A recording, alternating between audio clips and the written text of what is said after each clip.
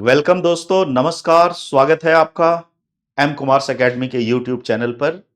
और मैं डॉक्टर मंजेश कुमार आपके लिए सिविल सर्विसेज 2025 जो अभी कल 25 मई 2025 को संपन्न हुई प्रीलिम्स की परीक्षा, उसमें पॉलिटी और गवर्नेंस में जो सवाल पूछे गए उनका विश्लेषण, डिस्कशन और हल लेकर आपके पास आया हूं।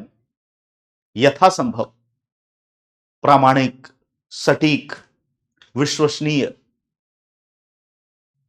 उत्तर लाने का मैंने प्रयास किया है और उम्मीद करता हूं कि ये डिस्कशन जो सिविल सर्विसेज 2025 के प्रीलिम्स के पॉलिटी और गवर्नेंस के प्रश्नों पर आधारित है, आपकी मदद करेगा।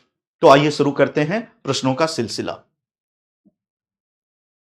सबसे पहला प्रश्न पंचायती राज से और 3 कथन है। सबसे पहला कथन है, सभी राज्यों में मध्यवर्ती स्तर पर पंचायतें मौजूद हैं।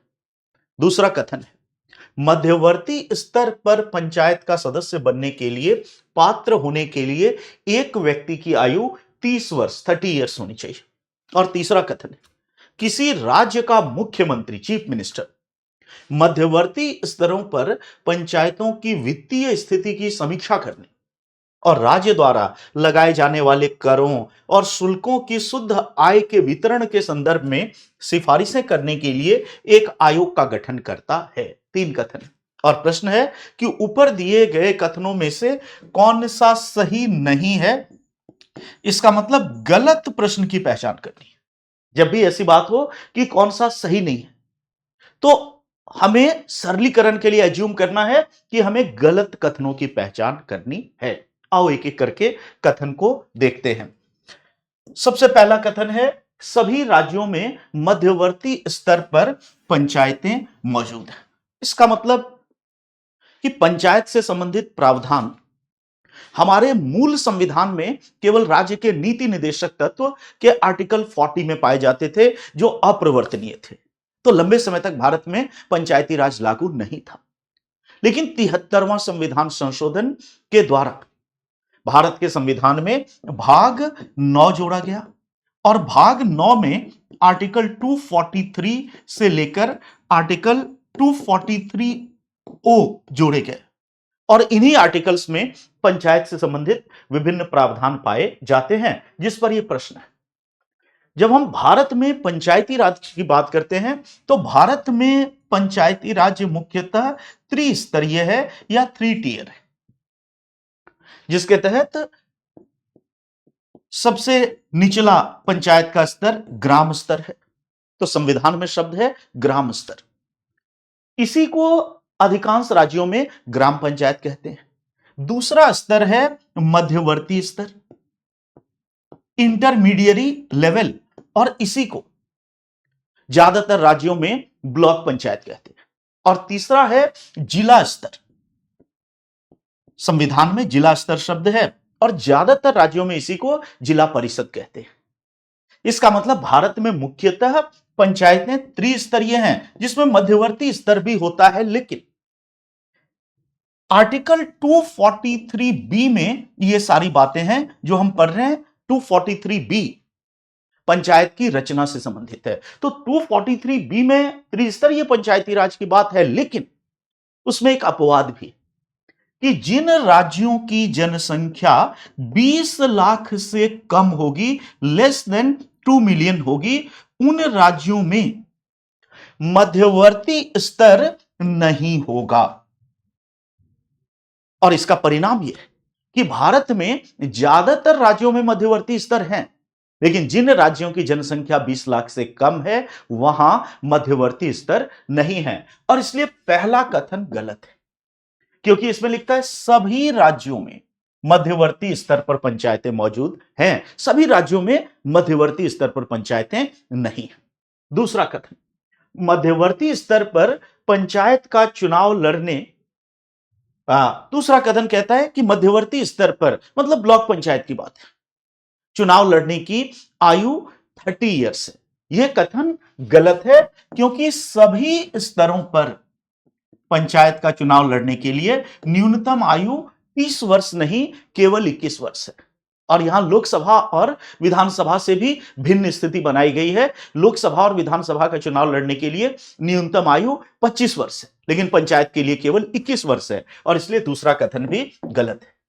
तीसरा कथन कहता है कि राज्य वित्त आयोग का गठन मुख्यमंत्री के द्वारा किया जा सकता है मध्यवर्ती स्तर के लिए।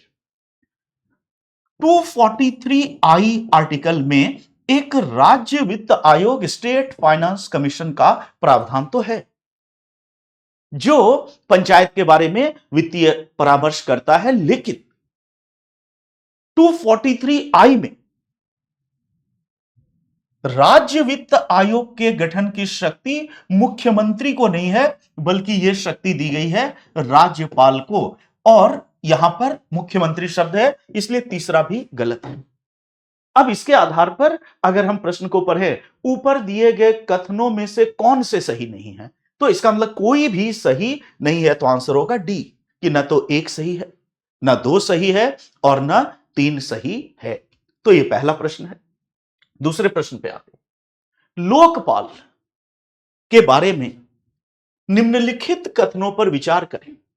पहला, लोकपाल की शक्ति भारत के लोक सेवकों पर लागू होती है, लेकिन भारत के बाहर तैनात भारतीय लोक सेवकों पर लागू नहीं होती है। दूसरा, अध्यक्ष या सदस्य संसद का सदस्य या किसी राज्य या केंद्र शासित प्रदेश के विधानमंडल का सदस्य नहीं होगा, और केवल भारत के मुख्य न्यायाधीश, चाहे वे वर्तमान हो या सेवानिवृत्त, को इसका अध्यक्ष होना चाहिए। और तीसरा, अध्यक्ष या सदस्य जैसा भी मामला, अध्यक्ष या सदस्य के रूप में पदभार ग्रहण करने की तिथि पर 45 वर्ष से कम आयु का व्यक्ति नहीं होना चाहिए। और चौथा विकल्प है, लोकपाल भारत के मौजूदा प्रधानमंत्री के खिलाफ भ्रष्टाचार के आरोपों की जांच नहीं कर सकता। और उसके बाद प्रश्न है, तो पहले चारों कथन को देखते हैं। प्रश्न लोकपाल पर है, और भारत में लोकपाल भ्रष्टाचार से संबंधित मामलों की जांच करने वाली सबसे बड़ी संस्था है। लोकपाल की मांग लंबे समय से चली आ रही थी, लेकिन लोकपाल और लोकायुक्त अधिनियम 2013, जो 2014 में संसद से पारित होकर और राष्ट्रपति के हस्ताक्षर के बाद लागू हुआ, उसके द्वारा भारत में वर्तमान लोकपाल की व्यवस्था लागू हुई। तो उस अधिनियम के तहत यह प्रश्न है। सबसे पहला है कि लोकपाल की शक्ति, इसका मतलब उसका ज्यूरिस्डिक्शन केवल भारत में काम करने वाले लोक सेवकों पर है, भारत से बाहर जो तैनात हैं लोक सेवक, उन पर लागू नहीं है। यह कथन गलत है, क्योंकि जब हम लोकपाल के ज्यूरिस्डिक्शन या क्षेत्राधिकार को पढ़ते हैं, तो उसमें साफ लिखा है कि संघ के group A, group B, group C और ग्रुप डी के लोक सेवक लोकपाल की जांच के दायरे के अधीन होंगे। उसके आगे ऐसा कुछ भी नहीं लिखा है कि वे कहां पर तैनात होंगे। इसका मतलब कि संघ और राज्यों के नहीं, क्योंकि राज्यों के बारे में लोकायुक्त है। तो संघ के ABCD ग्रुप के लोक सेवक लोकपाल की जांच के दायरे के अधीन होंगे, भले ही वे देश के बाहर काम करें या देश के भीतर, और इसलिए पहला कथन गलत है। दूसरा कथन यह है, दूसरे कथन में देखें कि अध्यक्ष या सदस्य, तो दूसरे कथन का यह वाला हिस्सा सही है, आधा हिस्सा, कि वही व्यक्ति लोकपाल का अध्यक्ष या सदस्य नियुक्त किया जा सकता है जो संसद का सदस्य ना हो, राज्य विधानमंडल का सदस्य ना हो। जब लोकपाल अधिनियम को पढ़ेंगे तो और भी चीजें हैं, स्थानीय संस्था, पंचायत, नगर पालिका का सदस्य ना हो, कई चीजें, बट यहां केवल दो चीजें। तो इसलिए यह हिस्सा सही है कि MP और MLA लोकपाल में नियुक्त नहीं होंगे, लेकिन इसका दूसरा हिस्सा, यह वाला हिस्सा गलत है, और इसलिए यह कथन गलत हो जाएगा। अब देखो दूसरा हिस्सा यह कि लोकपाल का अध्यक्ष भारत के सर्विंग या रिटायर्ड, वर्तमान या अवकाश प्राप्त मुख्य न्यायाधीश को ही नियुक्त किया जाएगा, जबकि लोकपाल अधिनियम 2013 में साफ लिखा है कि लोकपाल का अध्यक्ष भारत का मुख्य न्यायाधीश भी हो सकता है, सुप्रीम कोर्ट का कोई जज भी हो सकता है, वर्तमान या अवकाश प्राप्त, और कोई एमिनेंट पर्सन भी हो सकता है, प्रख्यात व्यक्ति भी हो सकता है, जिसको प्रशासन, प्रबंधन, कई ऐसे फील्ड हैं, भ्रष्टाचार निवारण जैसे क्षेत्रों में कम से कम 25 साल काम करने का अनुभव हो। और यहां पर केवल चीफ जस्टिस की बात है, इसलिए दूसरा कथन गलत है। अब आते हैं तीसरा कथन। इसका सारांश ये तीसरे कथन का कि लोकपाल का अध्यक्ष या सदस्य नियुक्त होने के लिए एक मिनिमम, न्यूनतम आयु सीमा 45 वर्ष होनी चाहिए, यह सही है। 45 ईयर्स से कम आयु का व्यक्ति लोकपाल का अध्यक्ष या सदस्य नहीं नियुक्त होगा। और चौथा है कि भारत के वर्तमान प्राइम मिनिस्टर के खिलाफ लोकपाल जांच नहीं कर सकता, यह गलत है। क्योंकि जब लोकपाल के क्षेत्राधिकार को हम पढ़ते तो लोकपाल के क्षेत्राधिकार में साफ लिखा है कि भारत का वर्तमान प्रधानमंत्री या भूतपूर्व प्रधानमंत्री सभी जांच के दायरे में होंगे। यद्यपि 5 अपवादों के साथ जांच होती है, लेकिन वर्तमान मुख्यमंत्री भी और भूतपूर्व मुख्यमंत्री भी जांच के दायरे में हैं। मुख्यमंत्री नहीं, सॉरी, प्रधानमंत्री जांच के दायरे में। और केवल प्रधानमंत्री ही क्यों, संघ के वर्तमान या भूतपूर्व सारे मंत्री जांच के दायरे में, राज्य के नहीं, क्योंकि राज्य के लिए लोकायुक्त होता है। यहां पर केवल मौजूदा की बात है, इसलिए कथन गलत है। तो इस लिहाज से देखें तो 3 सही है। अब आते हैं प्रश्न पर कि ऊपर दिए गए कथनों में से कौन से सही है। तो इसका आंसर होगा ए, केवल 3। केवल 3 सही है। अब आते हैं अगले सवाल पर, तीसरे सवाल पर। तीसरा सवाल भारत के राष्ट्रपति की क्षमादान की शक्ति, पार्डनिंग पावर या क्लेमेंसी पावर पर आधारित है। पहले प्रश्न को पढ़ता हूं मैं। भारत के राष्ट्रपति की क्षमादान की शक्ति के संबंध में निम्नलिखित कथनों पर विचार करें। पहला, राष्ट्रपति द्वारा इस शक्ति का प्रयोग सीमित, सीमित शब्द बहुत महत्वपूर्ण है, सीमित न्यायिक समीक्षा के अधीन हो सकता है। और दूसरा, राष्ट्रपति केंद्र सरकार की सलाह के बिना इस शक्ति का प्रयोग कर सकता है। और उसके बाद प्रश्न है, पहले इसके विकल्पों को देखते हैं। भारत के संविधान के आर्टिकल 72 में राष्ट्रपति को क्षमादान की शक्ति प्रदान की गई है, जिसके तहत क्षमादान के विविध रूप हैं, पार्डन, कम्यूटेशन, रिमिशन, रेस्पाइट और रिप्रीव। क्षमा, लघुकरण, परिहार, विराम, प्रविलंबन। अभी एक एक का अंतर स्पष्ट करना उचित नहीं होगा, क्योंकि वो बहुत लंबी बात हो जाएगी, बट सब में थोड़े थोड़े तकनीकी अंतर है। इतना समझें कि राष्ट्रपति के पास अनेक प्रकार की क्षमादान की शक्तियां हैं। राष्ट्रपति की ये शक्तियां सुप्रीम कोर्ट के ऊपर हैं, क्योंकि राष्ट्रपति इनका प्रयोग तब करता है जब उस मामले की सुनवाई सुप्रीम कोर्ट में हो चुकी है और सुप्रीम कोर्ट उस पर निर्णय दे चुका है, और उस निर्णय से असंतुष्ट होकर कोई व्यक्ति राष्ट्रपति के पास क्षमादान की मांग करता है। तो यह निर्णय सुप्रीम कोर्ट के ऊपर या उसके विरुद्ध है एक प्रकार से। और इसीलिए ऐसा माना जाता है कि सामान्यतः, जनरली, इसका न्यायिक पुनरावलोकन नहीं हो सकता। जनरली मैं क्या, क्यों? क्योंकि सुप्रीम कोर्ट के अगेंस्ट या ऊपर है यह पावर राष्ट्रपति की, और यदि सुप्रीम कोर्ट के निर्णय के ऊपर राष्ट्रपति क्षमादान की शक्ति का प्रयोग करता है, तो फिर दोबारा यदि सुप्रीम कोर्ट इसकी न्यायिक समीक्षा कर दे तो एक विरोधाभास पैदा होगा। इसीलिए सामान्यतः इसका न्यायिक पुनरावलोकन नहीं होगा। लेकिन कई ऐसे केसेस आए जिसमें सुप्रीम कोर्ट ने, जैसे केहर सिंह का केस, जैसे मारूराम का केस, और जैसे अभी 2014 में शत्रुघ्न सिंह चौहान का केस, जिसमें सुप्रीम कोर्ट ने साफ साफ कहा कि यदि राष्ट्रपति आर्टिकल 72 में प्रदत्त क्षमादान की शक्ति का प्रयोग, और कई शब्द उसमें दिए गए कि आर्बिट्रेरी या मनमाने तरीके से करते हैं, डिस्क्रिमिनेटरी या भेदभाव मूलक तरीके से करते हैं, द्वेषपूर्ण या मालाफाइड तरीके से करते हैं, इररेशनल या अतार्किक तरीके से करते हैं, तो क्षमादान की प्रक्रिया का न्यायिक पुनरावलोकन हो सकता है। तो अब यहां एक बहुत ही तकनीकी कानूनी मुद्दा, जिसका निष्कर्ष ये कि इस शक्ति का न्यायिक पुनरावलोकन नहीं हो सकता, लेकिन उसके प्रयोग की प्रक्रिया का इन आधारों पर न्यायिक पुनरावलोकन हो सकता है। मैं बहुत ही तकनीकी बात कह रहा हूं, जो कक्षाओं में ज्यादा बेहतर तरीके से आपको बताई जाती है।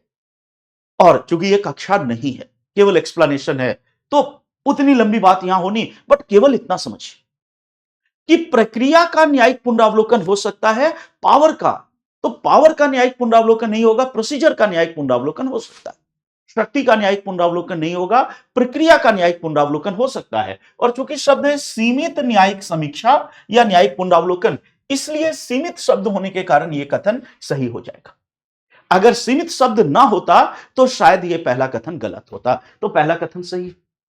दूसरा कथन, राष्ट्रपति केंद्र सरकार की सलाह के बिना इस शक्ति का प्रयोग कर सकते नहीं। राष्ट्रपति इस शक्ति का प्रयोग मंत्री परिषद के परामर्श पर ही करते हैं, और यह राष्ट्रपति की स्वविवेक की शक्ति नहीं है। तो इस तरह से दोनों कथन गलत हैं। अब प्रश्न पर आओ। प्रश्न कहता है कि ऊपर दिए गए कथनों में से कौन सा या कौन से सही हैं? तो हम कहेंगे कि पहला सही है और दूसरा गलत है। तो आंसर होगा ए, केवल एक सही है। यह हमने तीसरा सवाल देखा। अब चौथे सवाल पे आते। निम्नलिखित कथनों पर विचार करें। लोकसभा के विघटन पर, जब लोकसभा भंग होती है, अध्यक्ष विघटन के बाद लोकसभा की पहली बैठक से ठीक पहले तक अपना पद खाली नहीं करेगा। दूसरा विकल्प है, भारत के संविधान के प्रावधानों के अनुसार लोकसभा का कोई सदस्य अध्यक्ष चुने जाने पर तुरंत अपने राजनीतिक दल से इस्तीफा दे देगा।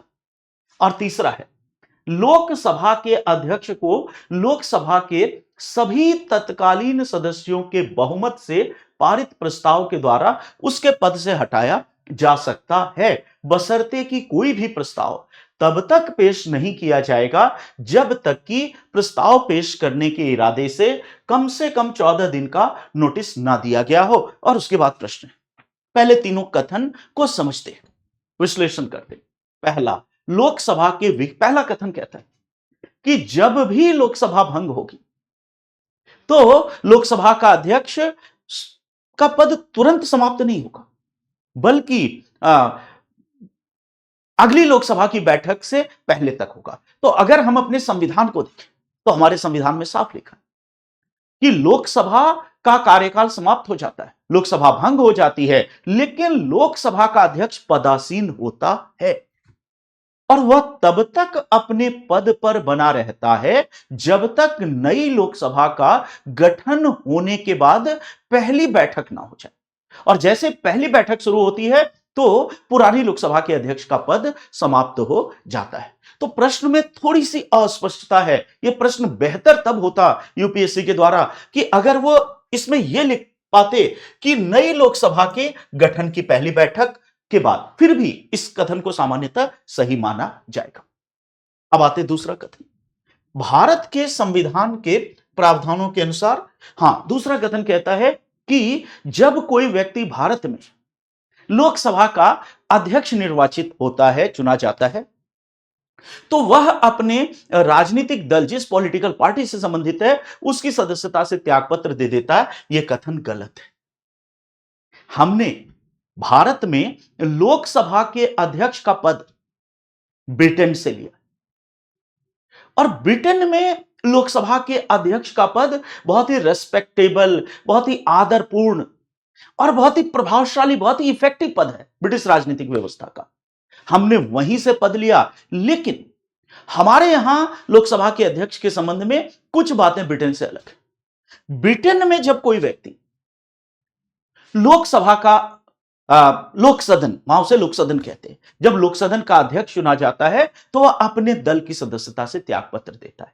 उसका कारण यह कि ब्रिटेन में एक परंपरा प्रचलित है, वंस स्पीकर ऑलवेज स्पीकर, एकदा अध्यक्ष सदैव अध्यक्ष।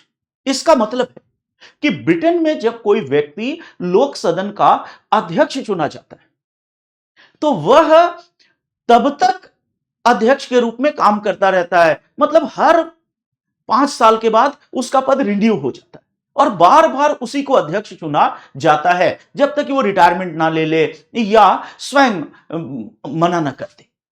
एकदा अध्यक्ष सदैव अध्यक्ष। आप कहेंगे ऐसा कैसे हो पाता है?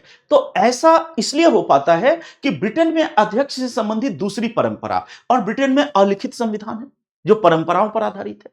तो दूसरी परंपरा अध्यक्ष को लेकर यह कि ब्रिटिश लोक सदन का अध्यक्ष मतदान के द्वारा नहीं चुना जाएगा, सर्वसम्मति से चुना जाएगा। आप कहेंगे कि सर्वसम्मति कैसे पैदा होगी? तो ब्रिटिश परंपरा यह है कि जब भी लोकसभा के अध्यक्ष का पद खाली होगा, रिक्त होगा, तो सत्ताधारी दल का नेता अर्थात प्रधानमंत्री और विपक्ष का नेता दोनों मिलते हैं, बैठकों के दौर चलते हैं और एक निष्पक्ष व्यक्ति को दोनों मिलकर सहमति व्यक्त करते हैं कि अगला अध्यक्ष ये होगा। और तब प्रधानमंत्री या सत्ताधारी दल का नेता नाम प्रस्तावित करता है और विपक्ष का नेता अनुमोदन करता है, समर्थन करता है, और बाकी सारे सदस्य मेजें थपथपाकर सहमति व्यक्त करते हैं। इस तरह से अध्यक्ष चुना जाता है। द्विदलीय पद्धति है, इसलिए मतभेद की कम गुंजाइश। अब जब ऐसा व्यक्ति अध्यक्ष चुना जाता है तो उसकी जिम्मेदारी है कि वह अपनी तटस्थता या निष्पक्षता प्रमाणित करे, और इसीलिए निष्पक्षता प्रमाणित करने के लिए वह अपने दल की सदस्यता से त्यागपत्र दे देता है। और जब दल की सदस्यता से त्यागपत्र दे देता है तो उसकी निष्पक्षता प्रमाणित होती है। लेकिन भारत में ऐसी कोई परंपरा नहीं है। भारत में लोकसभा का अध्यक्ष चुने जाने के बाद भी वे दल से जुड़े रहते हैं। और जब हम दल बदल विरोधी अधिनियम एंटी डिफेक्शन लॉ को पढ़ते हैं तो उसमें भी लिखा हुआ है कि एंटी डिफेक्शन लॉ के तहत अध्यक्ष पर एंटी डिफेक्शन लॉ लागू नहीं होता और सभापति पर एंटी डिफेक्शन लॉ लागू नहीं होता। तो इसका मतलब है कि यदि अध्यक्ष त्यागपत्र भी दे दे अपने पद पर तो उस पर दल बदल विरोधी अधिनियम कानून लागू नहीं होता है, अन्यों पर लागू होता है। इसीलिए अध्यक्ष इस्तीफा नहीं देता, यह कथन गलत है। और तीसरा कथन कहता है कि लोकसभा के अध्यक्ष को हटाया जाएगा प्रभावी बहुमत या तत्कालीन बहुमत, जिसको हम देन मेजॉरिटी या इफेक्टिव मेजॉरिटी कहते हैं, उस बहुमत से। इसका मतलब तत्कालीन कितने लोग हैं इफेक्टिवली, और उसके 50% से कम एक ज्यादा लोग हटा सकते हैं और 14 दिन के नोटिस से। तो यह कथन सही है। इसका मतलब कि अब हम प्रश्नों को देखें तो ऊपर दिए गए कथनों में से कौन सा सही है, कौन सा सही है? तो हम कहेंगे पहला और तीसरा सही है। तो इसका आंसर होगा सी, केवल 1 और 3 सही है। अब आते हैं अगले प्रश्न पर, 5वें प्रश्न पर। निम्नलिखित कथनों पर विचार करें। यदि कोई प्रश्न उठता है कि क्या लोकसभा का कोई सदस्य 10वीं अनुसूची के अंतर्गत अयोग्य हो गया है, तो केंद्रीय मंत्रिपरिषद की राय के अनुसार राष्ट्रपति का निर्णय अंतिम होगा। और दूसरा, भारत के संविधान में राजनीतिक दल शब्द का कोई उल्लेख नहीं है। उसके बाद प्रश्न है, तो सबसे पहले कि यह सवाल 10वीं अनुसूची से, इसका मतलब हमारे संविधान में 52वां संविधान संशोधन के द्वारा 10th शेड्यूल या 10वीं अनुसूची जोड़ी गई। और 10वीं अनुसूची या 10th शेड्यूल मुख्यतः एंटी डिफेक्शन लॉ या दल बदल विरोधी अधिनियम का प्रावधान करती है, जिसके तहत दल बदल करने पर लोकसभा, राज्यसभा, विधान परिषद या विधानसभा 4 पर यह लागू, उसकी सदस्यता समाप्त हो जाती है। जब भी कभी ऐसा विवाद आए कि क्या दल बदल विरोधी अधिनियम के तहत किसी सांसद या विधायक की सदस्यता समाप्त होती है, तो इसका अंतिम निर्णय राष्ट्रपति नहीं करते, बल्कि इसका अंतिम निर्णय पीठासीन अधिकारी या प्रिजाइडिंग ऑफिसर करता है। इसका मतलब लोकसभा में अध्यक्ष करते हैं, राज्यसभा में सभापति करते हैं, विधानसभा में अध्यक्ष करते हैं और विधान परिषद में उसके सभापति करते हैं, राष्ट्रपति नहीं करते हैं। इसलिए पहला कथन गलत है। दूसरा कथन है, भारत के संविधान में राजनीतिक दल शब्द का कोई उल्लेख नहीं। जब हमारा संविधान लागू हुआ 26 जनवरी 1950 को, तो उस संविधान में कहीं भी पॉलिटिकल पार्टी या राजनीतिक दल शब्द का उल्लेख नहीं था। तो मूल संविधान में पॉलिटिकल पार्टी शब्द नहीं है, लेकिन 52वें संशोधन के द्वारा 10वीं अनुसूची जोड़ी गई संविधान में। तो अब 10वीं अनुसूची भी संविधान का हिस्सा है, और 10वीं अनुसूची में राजनीतिक दल शब्द का प्रयोग किया गया है। इसलिए वर्तमान संदर्भ की यदि हम बात करें, तो भारत के संविधान में राजनीतिक दल शब्द का उल्लेख है, और वो है 10वीं अनुसूची में। आगे यदि आए कि कहां राजनीतिक दल शब्द का उल्लेख है, तो अभी भी पूरे संविधान में अन्यत्र कहीं नहीं है, केवल और केवल 10वीं अनुसूची में है। लेकिन है, और इसलिए यह कथन गलत है। भारत के संविधान में राजनीतिक दल शब्द का उल्लेख है, और इसलिए कथन गलत है। ऊपर दिए कथनों में से कौन से सही हैं, करेक्ट कौन से? तो इसका आंसर होगा कि कोई भी करेक्ट नहीं है। तो आंसर है डी, न तो एक सही है और ना ही दो सही है। अब अगले सवाल पर आते हैं। भारतीय राजनीति के संदर्भ में निम्नलिखित कथनों पर विचार करें। एक अध्यादेश केंद्रीय अधिनियम में संशोधन कर सकता है। दूसरा, एक अध्यादेश मौलिक अधिकार को कम कर सकता है। और तीसरा, एक अध्यादेश पिछली तारीख से प्रभावी हो सकता है, मतलब भूतलक्षी प्रभाव से। और उसके बाद प्रश्न है, इसका मतलब यह प्रश्न अध्यादेश या ऑर्डिनेंस से। अध्यादेश का अर्थ होता है कि यह एक अल्पावधि का कानून है, शॉर्ट टर्म लॉ, जो कार्यपालिका द्वारा तब जारी किया जाता है जब विधायिका का सत्र नहीं चल रहा। सरल भाषा में कहें तो जब संसद का सत्र ना चल रहा हो तो राष्ट्रपति, और जब राज्य विधानमंडल का सत्र ना चल रहा हो तो राज्यपाल अध्यादेश जारी कर सकते हैं। और यह एक विधि ही है, लेकिन विधि को संसद या विधायिका बनाती है, जबकि अध्यादेश को कार्यपालिका अर्थात राष्ट्रपति या राज्यपाल जारी करते हैं। तो केवल तरीके का अंतर, अन्यथा कॉन्सेप्चुअली, फिलोसॉफिकली, दार्शनिक रूप से, संकल्पनात्मक रूप से अध्यादेश विधि के ही समान है। और इसीलिए अध्यादेश पर जब भी सवाल आए, कक्षाओं में भी इसको डिस्कस किया गया है। तो हमें एक फॉर्मूला, हमेशा मैं कहता हूं कि दिमाग में एक फॉर्मूला याद रखना चाहिए कि विधि के बारे में जो कुछ भी सही है वह अध्यादेश के बारे में भी सही है, और जो विधि पर लागू नहीं है वह अध्यादेश पर भी लागू नहीं है। जैसे किसी फ्रेश, बिल्कुल नए विषय पर विधि बनाई जा सकती है, लॉ बना जा सकता है, तो इसीलिए अध्यादेश भी फ्रेश विषय पर लाया जा सकता है। विधि के द्वारा किसी एग्जिस्टिंग या वर्तमान विधि को, लॉ को हम अमेंड कर सकते हैं, इसलिए अध्यादेश के द्वारा किसी वर्तमान विधि को अमेंड कर सकते हैं। विधि के द्वारा हम किसी पुरानी विधि को रिपील या समाप्त कर सकते हैं, तो अध्यादेश के द्वारा भी किसी पुरानी विधि को रिपील या समाप्त कर सकते हैं। कोई विधि भूतलक्षी या अतीतकालीन प्रभाव से लागू हो सकती है। भारत में आपराधिक विधि नहीं होनी चाहिए, दीवानी होनी चाहिए, बट विधि भूतलक्षी प्रभाव से लागू हो सकती है।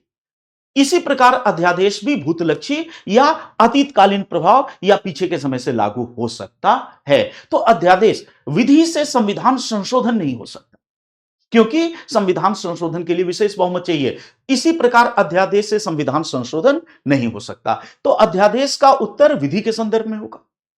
अब आओ, एक अध्यादेश केंद्रीय अधिनियम में संशोधन कर सकता है। यह पहला कथन थोड़ा सा विवादित है, और इस प्रश्न को इसके आधार पर यूपीएससी में चैलेंज किया जा सकता था। मैं कह रहा हूं था, लेकिन चैलेंज नहीं किया जाएगा, क्योंकि आंसर से इसका इंटेंट पता चल जाता है।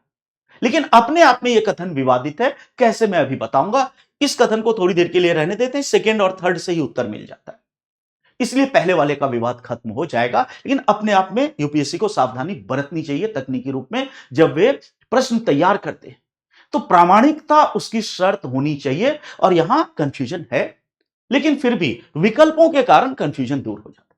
अब आओ दूसरा कथन, एक अध्यादेश मौलिक अधिकार को कम कर सकता है। यह गलत है। अध्यादेश मौलिक अधिकार को कम नहीं कर सकता, क्योंकि विधि मौलिक अधिकार को कम नहीं कर सकती। कैसे? तो हमारे संविधान में आर्टिकल 13 क्लोज 2 जो लिखता है कि राज्य ऐसी कोई विधि नहीं बना सकता जो मौलिक अधिकारों को कम या समाप्त करती है। और इसी विधि शब्द की व्याख्या को लिखा, कितने मुकदमे हुए, गोलकनाथ केस, केशवानंद भारती केस, मूल ढांचे का सिद्धांत, सब 13 क्लोज 2 में वर्णित विधि शब्द को ही लेकर रहा है। तो राज्य ऐसी विधि नहीं बनाएगा जो मौलिक अधिकारों को कम या समाप्त करती है। और आर्टिकल 13 क्लोज 2 के संदर्भ में राज्य की परिभाषा आर्टिकल 13 क्लोज 3 में, तो बाकी जगह राज्य की परिभाषा आर्टिकल 12 में, लेकिन 13 क्लोज 2 में राज्य में कौन कौन आता है, यह बात कहां लिखी गई? 13 क्लोज 3, जिसमें संसद और राज्य विधानमंडल भी राज्य। तो कहने का मतलब क्या निकला कि संसद या राज्य विधानमंडल की विधि मौलिक अधिकारों को कम नहीं कर सकती 13 क्लोज 2 के तहत। और यदि विधि मौलिक अधिकारों को कम नहीं कर सकती तो अध्यादेश भी मौलिक अधिकारों को कम नहीं कर सकता। दूसरा कथन गलत है। तीसरा, एक अध्यादेश पिछली तारीख से प्रभावी हो सकता है, विधि पिछली तारीख से प्रभावी होती है तो अध्यादेश भी होगा, इसलिए यह कथन सही। अब आओ कि मैंने क्यों कहा कि पहला कथन विवादित है और इसमें निश्चितता कम है। इस पर लिखा है एक अध्यादेश केंद्रीय, यह वर्ड बहुत इंपॉर्टेंट, सेंट्रल एक्ट, केंद्रीय अधिनियम में संशोधन कर सकता है। जब हम संविधान को पढ़ते हैं तो आर्टिकल 123 के तहत भारत के राष्ट्रपति और आर्टिकल 213 के तहत राज्यपाल, इन दोनों को अध्यादेश जारी करने की शक्ति है। जब राष्ट्रपति अध्यादेश जारी करेंगे तो वह संसद के संदर्भ में होगा। इसका मतलब संसद को जिन विषयों पर विधि निर्माण की शक्ति है, राष्ट्रपति का अध्यादेश उससे संबंधित है, क्योंकि राष्ट्रपति केंद्र का है। और राज्यपाल जब अध्यादेश जारी करेंगे तो वह राज्य विधानमंडल के संदर्भ में होगा। और राष्ट्रपति के अध्यादेश से संसद की विधि संशोधित होगी, रिपील होगी, राज्यपाल के अध्यादेश से राज्य की विधि होगी। यहां पर केवल अध्यादेश शब्द है, राष्ट्रपति या राज्यपाल नहीं है। और केवल अध्यादेश, तो कोई यह तर्क कर सकता है कि यहां पर केवल अध्यादेश से हम यह अनुमान लगाएंगे कि राज्यपाल का अध्यादेश या राष्ट्रपति का अध्यादेश। तो राज्यपाल का अध्यादेश केंद्रीय अधिनियम में संशोधन नहीं करेगा, केवल राष्ट्रपति का अध्यादेश सेंट्रल एक्ट को अमेंड करेगा। इसलिए कथन विवादित है, यूपीएससी को ध्यान रखना चाहिए। लेकिन फिर भी मैं कह रहा हूं कि विवाद नहीं होगा व्यवहार में, क्योंकि उत्तर इसके बिना ही मिल जाता है। अब देखो ऊपर दिए गए कथनों में से कौन सा सही है, तो हमने देख लिया कि दूसरा कथन तो गलत है। तो अगर हम केवल दूसरे कथन की गलत होने की बात के आधार पर मूल्यांकन करें तो पहला ऑप्शन नहीं होगा, क्योंकि इसमें सेकंड है और सेकंड गलत है। बी ऑप्शन भी नहीं होगा, क्योंकि इसमें भी दो विकल्प है और इसलिए यह भी नहीं है। डी ऑप्शन में भी दो है, इसलिए डी भी नहीं होगा। इसका मतलब आंसर क्या निकलेगा? सी। और सी का मतलब केवल 1 और 3, तो चूंकि सी ही उत्तर निकलता है, इसलिए मानना चाहिए कि यहां अध्यादेश से तात्पर्य राष्ट्रपति के अध्यादेश से है, ऐसा हमें अज्यूम करना चाहिए। और इसीलिए इसका उत्तर होगा सी, केवल 1 और 3। अब आते हैं 7वें प्रश्न पर। भारत के संदर्भ में निम्नलिखित पर विचार करें। अंतरराज्य परिषद, राष्ट्रीय सुरक्षा परिषद, क्षेत्रीय परिषद है। यह इंटर स्टेट काउंसिल, यह है नेशनल सिक्योरिटी काउंसिल और यह है जोनल काउंसिल। भारत के संविधान के प्रावधानों के अनुसार उपरोक्त में से कितनी स्थापित की गई? कह रहा है अकॉर्डिंग टू कॉन्स्टिट्यूशन कौन कौन सा बना। जब हम अंतरराज्य परिषद की बात करते हैं तो इसका रेफरेंस मिलता है आर्टिकल 263 में, 263। आर्टिकल 263 कहता है कि भारत का राष्ट्रपति एक अंतरराज्य परिषद का गठन कर सकता है। मैंडेटरी नहीं है, कंपलसरी नहीं, लेकिन चाहे तो कर सकता है। और इसी के आधार पर सबसे पहले 1990 में जब विश्वनाथ प्रताप सिंह भारत के प्रधानमंत्री थे तो अंतरराज्य परिषद का गठन किया गया। कारण उस समय यह था कि 89 में सरकार बनी थी, वह गैर कांग्रेसी सरकार थी और ज्यादातर राज्यों में कांग्रेस थी और केंद्र में एक गैर कांग्रेसी सरकार थी। तो ऐसी स्थिति में केंद्र और राज्य की सरकारों के बीच संवाद का एक मंच कहां से आएगा? तो माना गया अंतर राज्य परिषद एक ऐसा मंच होगी जहां मुख्यमंत्री और प्रधानमंत्री मिलकर बात करेंगे, क्योंकि इसके मेंबर्स वही होते हैं। 89 तक इसलिए नहीं बनाई गई क्योंकि केंद्र में भी कांग्रेस होती थी और राज्यों में भी कांग्रेस, तो अलग से मंच की जरूरत नहीं थी। मुख्यमंत्री और प्रधानमंत्री दल के भीतर ही समस्याओं का समाधान कर लेते थे। तो 90 में बना। तो ऑफकोर्स पहला तो है कि यह संविधान के प्रावधान आर्टिकल 263 के तहत बना। अब आते हैं राष्ट्रीय सुरक्षा परिषद। संविधान में इसका कोई उल्लेख नहीं। ये 1998 में एक कार्यकारी आदेश से बनाई गई। कार्यकारी आदेश का मतलब कि मंत्रिपरिषद के परामर्श पर राष्ट्रपति ने आदेश जारी करके 1998 में बनाया और ब्रजेश मिश्र उस समय पहले राष्ट्रीय सुरक्षा परिषद के अध्यक्ष हुए। अटल बिहारी वाजपेयी प्रधानमंत्री थे। तो इसलिए दूसरा संविधान के प्रावधान के आधार पर नहीं है, दूसरा गलत है। तीसरा है क्षेत्रीय परिषद। क्षेत्रीय परिषद का गठन 1956 में राज्य पुनर्गठन अधिनियम के अंतर्गत किया गया। अब देखो 1956 में भाषाई आधार पर राज्यों का पुनर्गठन किया गया और इसके द्वारा भाषाई एक तरह से भारत के राजनीतिक नक्शे को फिर से भाषाई आधार पर राज्यों का पुनर्गठन करके खींचा गया और भाषाई आधार पर पुनर्गठन करने के साथ साथ भारत को 5 क्षेत्रों में बांटा गया। पूर्वी क्षेत्र, पश्चिमी क्षेत्र, उत्तरी क्षेत्र, दक्षिणी क्षेत्र, मध्य क्षेत्र और प्रत्येक क्षेत्र के लिए एक क्षेत्रीय परिषद का गठन किया गया। तो पूर्वी क्षेत्रीय परिषद, पश्चिमी और इस तरह से। तो शुरुआत में 5 क्षेत्रीय परिषदें बनी। 1971 में उत्तर पूर्वी क्षेत्रीय परिषद का गठन हुआ। पिछले प्रीलिम्स में उत्तर पूर्वी क्षेत्रीय परिषद पर सवाल था, इस बार अन्यों पे। तो क्षेत्रीय परिषद का संविधान में उल्लेख नहीं है। यह पार्लियामेंट के लॉ राज्य पुनर्गठन अधिनियम के आधार पर बना और यह एक सांविधिक या स्टैट्यूटरी संस्था है, इसलिए संविधान के आधार पर यह भी नहीं। तो संविधान के भारत के संविधान के प्रावधानों के अनुसार तो केवल अंतरराज्य परिषद स्थापित हुई और इसलिए इसका उत्तर होगा ए, केवल एक। उसके बाद आते हैं अगले सवाल पर। निम्नलिखित कथनों पर विचार करें। भारत के संविधान में स्पष्ट रूप से उल्लेख किया गया है कि कुछ क्षेत्रों में राज्य का राज्यपाल अपने विवेक से कार्य करता है और दूसरा, भारत का राष्ट्रपति किसी राज्य विधानमंडल द्वारा पारित विधेयक को संबंधित राज्य के राज्यपाल द्वारा अग्रेसित किए बिना अपने विचार के लिए आरक्षित रख सकता है। और उसके बाद सवाल है, तो यहां पर यह बहुत ही बढ़िया तकनीकी सवाल है। और अभी देखो तमिलनाडु गवर्नर केस में जो सुप्रीम कोर्ट का निर्णय आया उससे भी इसका लिंक है। भारत के संविधान में स्पष्ट रूप से उल्लेख किया गया है कि कुछ क्षेत्रों में राज्य का राज्यपाल अपने स्वविवेक से कार्य कर सकता है।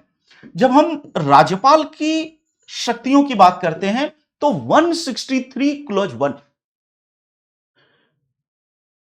में राज्यपाल से संबंधित कुछ विशिष्ट बात है जिसको हमें समझना है और उसी के समकक्ष आर्टिकल है 74 क्लॉज 1 जो राष्ट्रपति के लिए। 74 क्लॉज 1 कहता है, पहले हम राष्ट्रपति की बात करें, कि राष्ट्रपति को परामर्श देने के लिए एक मंत्री परिषद होगी जिसका प्रधान प्रधानमंत्री होगा। केवल इतनी सी बात। लेकिन 163 क्लॉज 1 जो गवर्नर के बारे में, उसमें कहा गया है कि उन मामलों को छोड़कर जिनमें राज्यपाल से स्वविवेक या डिस्क्रेशन से कार्य करने की अपेक्षा की जाती है, और उसके बाद लाइन वैसी ही है कि राज्यपाल को परामर्श देने के लिए एक मंत्री परिषद होगी जिसका मुखिया मुख्यमंत्री होगा। और इसीलिए जब हम तुलना करते हैं राष्ट्रपति और राज्यपाल की स्वविवेक की शक्ति या डिस्क्रिशनरी पावर की, तो राष्ट्रपति के पास भी स्वविवेक की शक्तियां हैं, लेकिन प्रत्यक्षतः संविधान में कहीं भी राष्ट्रपति के लिए डिस्क्रेशन या स्वविवेक शब्द का प्रयोग नहीं किया गया। राष्ट्रपति की स्वविवेक की शक्तियां व्यवहार से निकलती है, लेकिन राज्यपाल के लिए आर्टिकल 163 क्लॉज 1 में स्वविवेक या डिस्क्रेशन शब्द का प्रयोग है, जहां यह लिखा है कि उन मामलों को छोड़कर जिनमें राज्यपाल से स्वविवेक से कार्य करने की अपेक्षा की जाती, और तब आगे है कि एक मंत्रिपरिषद होगी परामर्श देने के लिए राज्यपाल को, और इसलिए राज्यपाल की स्वविवेक की शक्तियां संविधान के द्वारा प्रत्यक्ष प्रदत्त है। आगे 163 क्लॉज 2 जो यहां लिखा हुआ नहीं है, बट उसमें यह लिखा है, ये अगले क्लॉज में कितना इंटरेस्टिंग है कि इन शक्तियों में क्या क्या शामिल होगा यह राज्यपाल स्वयं तय करेगा। खैर यह पूछा नहीं गया है, उसको रहने दो। तो पहली बात है कि यह कथन सही है, कुछ क्षेत्रों में राज्यपाल स्वविवेक से कार्य करेगा, यह लिखा है। दूसरा कथन कहता है कि भारत का राष्ट्रपति स्वयं पहल करके स्वतः क्या राज्य विधानमंडल के विधेयक को पुनर्विचार के लिए आरक्षित कर सकता है? तो इसका आंसर है नो, यह कथन गलत है। क्यों? क्योंकि इसे समझने के लिए आर्टिकल 200 को समझना पड़ेगा, और इस बार जो तमिलनाडु गवर्नर केस था जिसमें ऐतिहासिक फैसला आया, तो आर्टिकल 200 और 201 पर ही वह केस टिका हुआ था। तो आर्टिकल 201 क्या कहता है, सॉरी 200 क्या कहता है? 200 कहता है कि जब कोई विधेयक राज्य विधानमंडल से पारित होकर राज्यपाल के पास आएगा, राज्य विधानमंडल ने पारित कर दिया और अब राज्यपाल के पास भेजा गया, तो राज्यपाल के पास कई विकल्प हैं। सबसे पहला कि राज्यपाल उसे सहमति दे दे, यस कर दे, तो विधेयक पारित लागू हो जाएगा। राज्यपाल उसे असहमति दे दे तो विधेयक रद्द हो जाएगा। राज्यपाल उसे पुनर्विचार के लिए राज्य विधानमंडल को लौटा दे तो विधानमंडल पुनर्विचार करके भेजेगी, अगर दोबारा साधारण बहुमत से पारित करेगी तब राज्यपाल सहमति देगा। लेकिन एक चौथा विकल्प भी है कि राज्यपाल इन तीन का प्रयोग किए बिना उसे राष्ट्रपति के पुनर्विचार के लिए आरक्षित कर ले। तो आर्टिकल 200 के तहत राज्यपाल को यह पावर है कि किसी विधेयक को जो राज्य विधानमंडल के द्वारा पारित किया गया है राष्ट्रपति के पुनर्विचार के लिए आरक्षित कर ले। और उसके बाद आगे आर्टिकल 201 बताता है कि राष्ट्रपति उस पर क्या क्या कार्रवाई कर सकते हैं, जो इस प्रश्न में पूछा नहीं गया है, इसलिए उसका डिस्कशन अभी रहने देते हैं। इसका मतलब आर्टिकल 200 से स्पष्ट है कि राज्य विधानमंडल के द्वारा पारित विधेयक को राष्ट्रपति के पुनर्विचार के लिए केवल और केवल राज्यपाल आरक्षित कर सकता है। इसका मतलब राष्ट्रपति स्वतः संज्ञान लेकर भी राज्य विधानमंडल के द्वारा पारित विधेयक को आरक्षित नहीं कर सकते, और इसलिए दूसरा कथन गलत है, केवल राज्यपाल कर सकता है। तो अब विकल्प को देखें, ऊपर दिए गए कथनों में से कौन सा या कौन से सही हैं? तो केवल एक सही है, इसका आंसर होगा ए, केवल एक। अब आते हैं अगले सवाल पर। अगला सवाल बहुत ही आसान है, आसान से भी आसान है, और मैं कहता हूं कि सवाल नहीं है, लड्डू है, प्योर फैक्ट बेस्ड है फिर भी, और सभी ने इसको सही किया होगा मैं उम्मीद करता हूं। तीन चीजें हैं और उस पर सवाल है।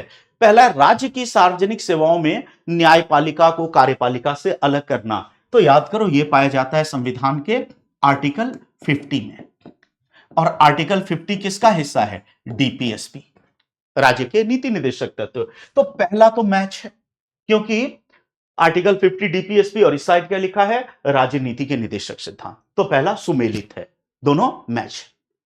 हमारी समग्र नहीं, यहां पर वर्ड होना चाहिए कंपोजिट, इसका मतलब सामासिक। तो ये टाइपिंग या प्रिंटिंग का एरर है, व्हाटएवर, मैं नहीं जानता, बट कंपोजिट होना चाहिए, क्योंकि 51A क्लॉज F में वही है। हमारी सामासिक संस्कृति की समृद्ध विरासत का महत्व और संरक्षण। तो सामासिक संस्कृति का संरक्षण, इससे संबंधित निर्देश इससे संबंधित बात है आर्टिकल 51A क्लॉज F में, जो कि मूल कर्तव्य है। तो इसका मतलब दूसरा भी सुमेलित है, मूल कर्तव्य। और तीसरा, कारखानों में 14 वर्ष से कम आयु के बच्चों के रोजगार पर प्रतिबंध, और हम जानते हैं कि यह चीज पाई जाती है आर्टिकल 24, जो कि मौलिक अधिकार का हिस्सा है, और इसलिए तीसरा भी सुमेलित है। तीनों ही यहां पर सुमेलित हैं। प्रश्न क्या है? उपर्युक्त युग्मों में से कितने युग्म सही सुमेलित हैं? तो तीनों ही सही सुमेलित हैं, और इसलिए इसका उत्तर होगा सी, सभी तीन। तो बहुत ही आसान सवाल, प्योर फैक्ट बेस्ड सवाल है, और सभी इसको पढ़ते। इतनी बेसिक तो सभी पढ़ते ही।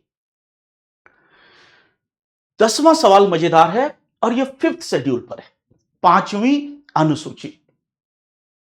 निम्नलिखित कथनों पर विचार करें। भारत के संविधान के संदर्भ में यदि किसी राज्य में किसी क्षेत्र को 5वीं अनुसूची के तहत अनुसूचित क्षेत्र घोषित किया जाता है, और उसके बाद दो कथन। राज्य सरकार ऐसे क्षेत्रों में अपनी कार्यकारी शक्ति मतलब एग्जीक्यूटिव पावर खो देती है और एक स्थानीय निकाय संपूर्ण प्रशासन संभाल लेता है। केंद्र सरकार राज्यपाल की सिफारिशों पर कुछ परिस्थितियों में ऐसे क्षेत्रों का संपूर्ण मतलब टोटल प्रशासन अपने हाथ में ले सकती है।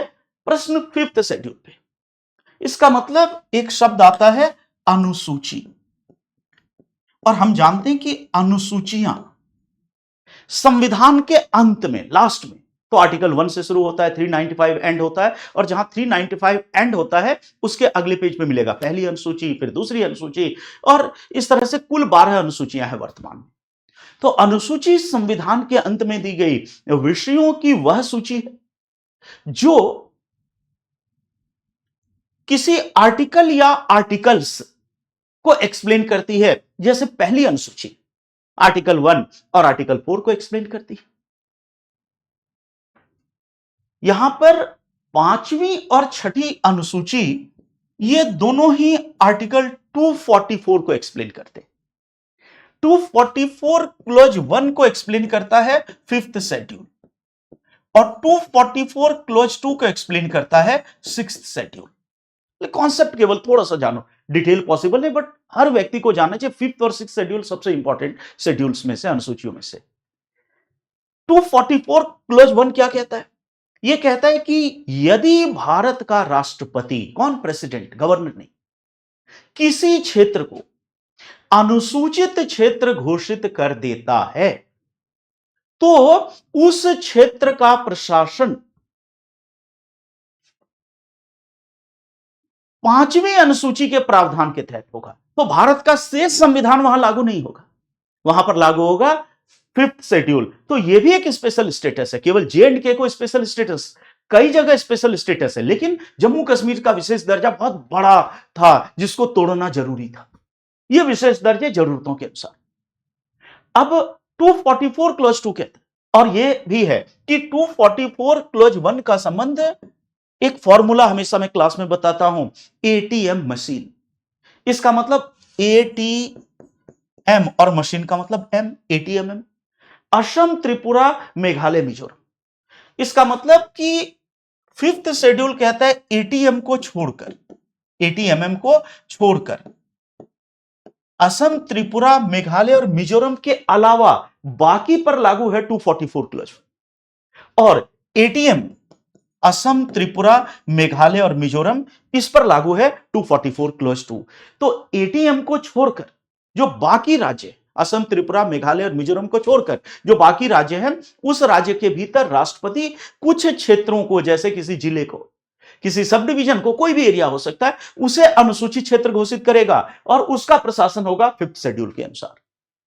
और असम, त्रिपुरा और मेघालय और मिजोरम में वहां पर अलग शब्द है, ट्राइबल एरिया है, जनजातीय क्षेत्र। ये जनजातीय क्षेत्र डिक्लेयर करता है तो उसका प्रशासन होगा 6th शेड्यूल। अब आते हैं प्रश्न पर कि जब 5th शेड्यूल आप डिक्लेयर करते हैं, 5th शेड्यूल के तहत जब आप या जब राष्ट्रपति राज्य में किसी जिले को, सब डिवीजन को अनुसूचित क्षेत्र जारी करता है, वहां पर भी राज्य सरकार की प्रशासनिक शक्ति का विस्तार है। और अगर आप 5th शेड्यूल का ओरिजिनल टेक्स्ट पढ़ो संविधान के पीछे, तो शुरुआत में यह लिखा हुआ कि राज्य की प्रशासनिक शक्ति का विस्तार होगा। हां, वहां पर एक जनजाति, एक ट्राइबल एडवाइजरी काउंसिल का गठन होता है जो उन क्षेत्रों के बारे में परामर्श देती है, लेकिन राज्य की कार्यपालिका शक्ति भी होती है। इसलिए पहला कथन गलत है। और दूसरा कथन है कि इन क्षेत्रों में केंद्र सरकार संपूर्ण रूप से शक्तिहीन है, ऐसा गलत है। केंद्र सरकार की शक्तियां कम होती हैं, लेकिन केंद्र सरकार संपूर्ण रूप से सारी शक्तियां अपने हाथ में ले सकती है, यह गलत है। केंद्र सरकार की पावर थोड़ी ज्यादा होती है, इन क्षेत्रों में, लेकिन पूरी तरह इन क्षेत्रों का प्रशासन अपने हाथ में केंद्र नहीं ले सकता, और इसलिए दूसरा कथन भी गलत है। तो इसका मतलब प्रश्न है कि कौन सा या कौन से सही है, तो हम कहेंगे कि इसमें से ना तो एक और ना तो दो सही है। इसका आंसर होगा टी। अब हम लोग आते हैं 11वें सवाल पे और हम लोग आखिर की ओर बढ़ रहे हैं। भारतीय संविधान के अंतर्गत निम्नलिखित विषयों पर विचार करें। संघ सूची या 7वीं अनुसूची में, और दूसरा किसी राज्य की कार्यकारी शक्ति का विस्तार, और तीसरा राज्यपाल के कार्यालय की शर्तें। उपर्युक्त में से किसके संबंध में संवैधानिक संशोधन के लिए भारत के राष्ट्रपति के समक्ष विधेयक प्रस्तुत करने से पहले कम से कम आधे राज्यों के विधानमंडलों द्वारा अनुसमर्थन की आवश्यकता होती है? इसका मतलब प्रश्न को समझने के लिए जानो कि हमारे संविधान में संशोधन 3 तरीके से होता है। यद्यपि आर्टिकल 368 में केवल 2 तरीके हैं, लेकिन कुल मिलाकर 3 तरीके हैं। पहला है कि कुछ प्रावधानों में संशोधन संसद के साधारण बहुमत से होता है, जैसे नए राज्य का निर्माण आदि करना। ज्यादातर प्रावधानों में संशोधन संसद के विशेष बहुमत से होता है, और यहां विशेष बहुमत का मतलब है उपस्थित और मतदान करने वाले सदस्यों का 2/3 बहुमत, जो कुल सदस्य संख्या के आधे से कम ना हो। और तीसरा कि कुछ प्रावधानों में संशोधन के लिए संसद के विशेष बहुमत के साथ साथ कम से कम आधे मतलब 50% राज्यों के समर्थन की जरूरत पड़ती है। इसका मतलब पहले लोकसभा राज्यसभा के पारित होने के बाद राज्यों के पास जाएगा, और टोटल जितने राज्य हैं जैसे अभी 28, तो कम से कम 14 राज्य जब उसको पारित करेंगे और राज्य साधारण बहुमत से पारित करेंगे, तब जाकर वह लागू होगा। कुछ ऐसे प्रावधान हैं। और प्रश्न यह है कि यह थर्ड कैटेगरी में, यह थर्ड की बात हो रही है जिसके लिए राज्यों का भी अनुसमर्थन चाहिए, इसमें से कौन कौन आता है? तो अब देखो, अगर एक हम सामान्य सोच की बात करें तो जनरली फेडरलिज्म से संबंधित प्रावधान, संघवाद से संबंधित प्रावधान, या सुप्रीम कोर्ट की शक्तियों को कम करने से प्रावधान, राष्ट्रपति के चुनाव आदि से संबंधित प्रावधान, वो थर्ड कैटेगरी में आते हैं। पहला सही है, क्योंकि 368 में जो लिस्ट दी गई है उसमें संघ सूची में बदलाव के लिए राज्यों का समर्थन चाहिए। क्यों? क्योंकि फेडरलिज्म से रिलेटेड है। तो आप संघ सूची के विषय को राज्य सूची में करोगे या राज्य सूची को संघ सूची में करोगे तो राज्यों का समर्थन चाहिए। किसी राज्य की कार्यकारी शक्ति का विस्तार, इसके लिए भी थर्ड कैटेगरी जरूरी है, राज्यों का समर्थन चाहिए, क्योंकि इससे संबंधित प्रावधान है आर्टिकल 162 में।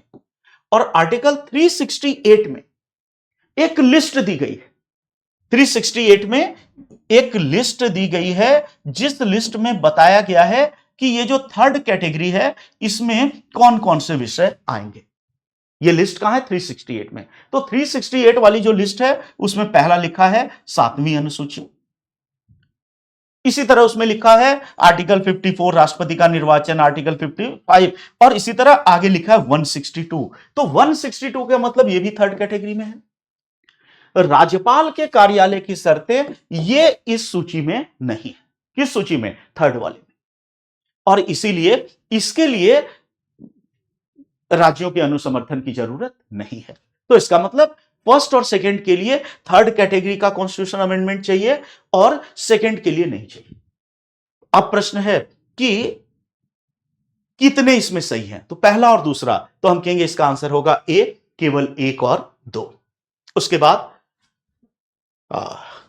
आखिरी सवाल पर हम लोग आ चुके हैं।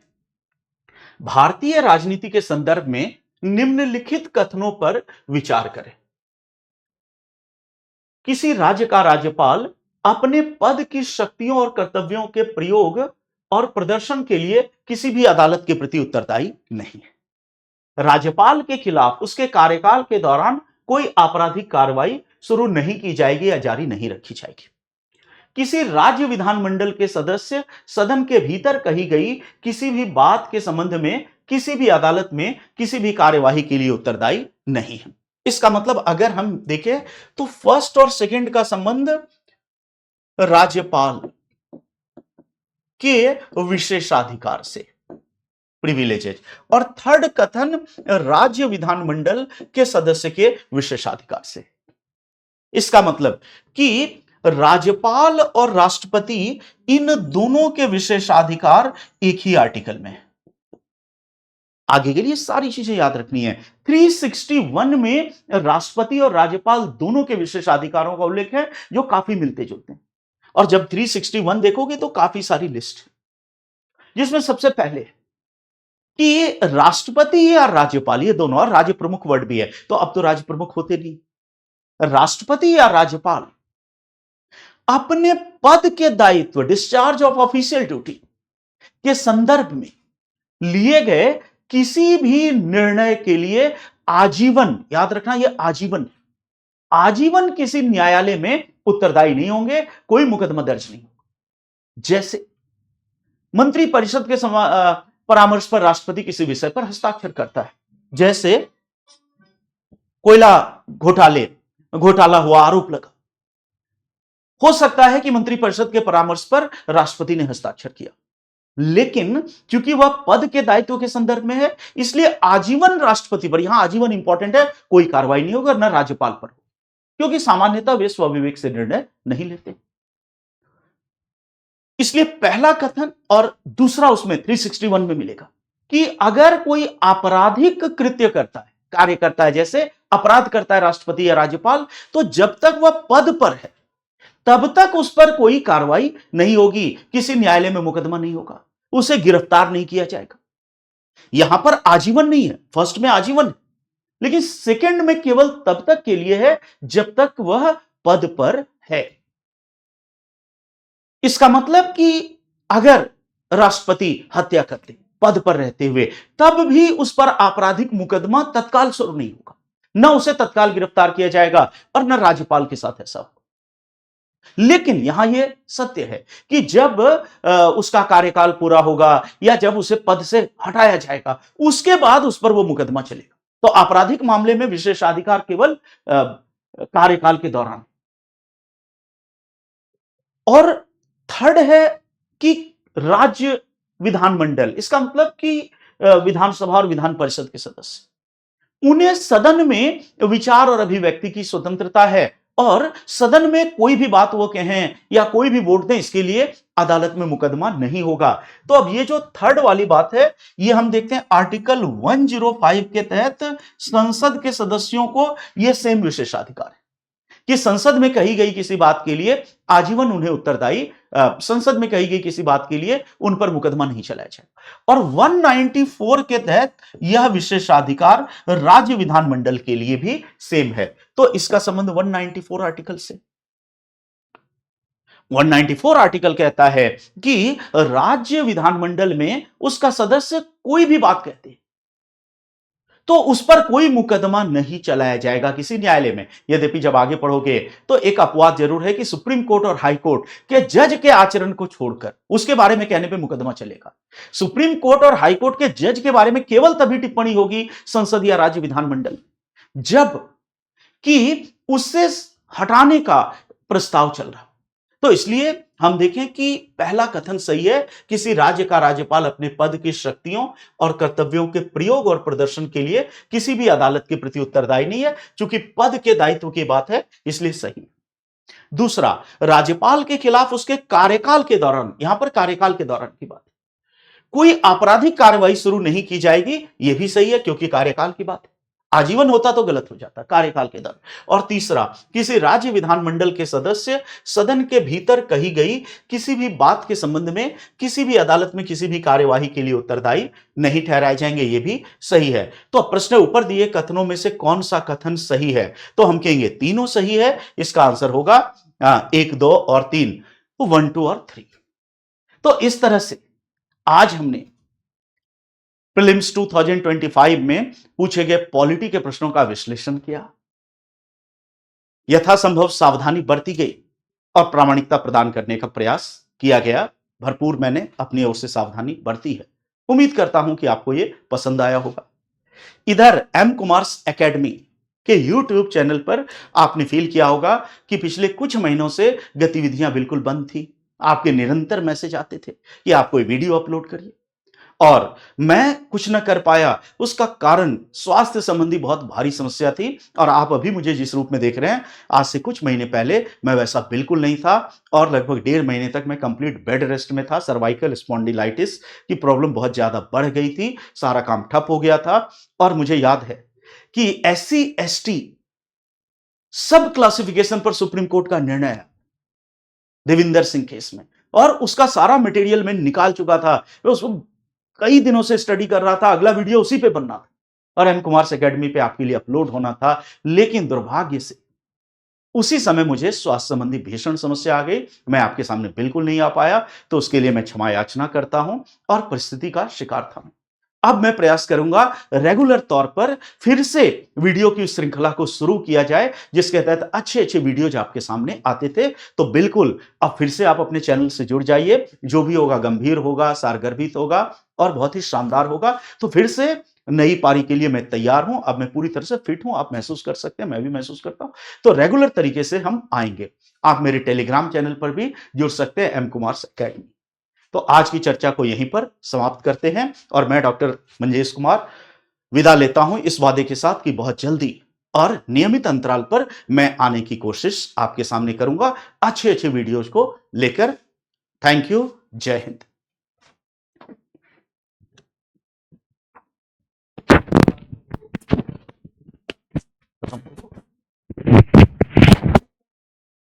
दोनों नहीं, दोनों नहीं, इसको बंद कर।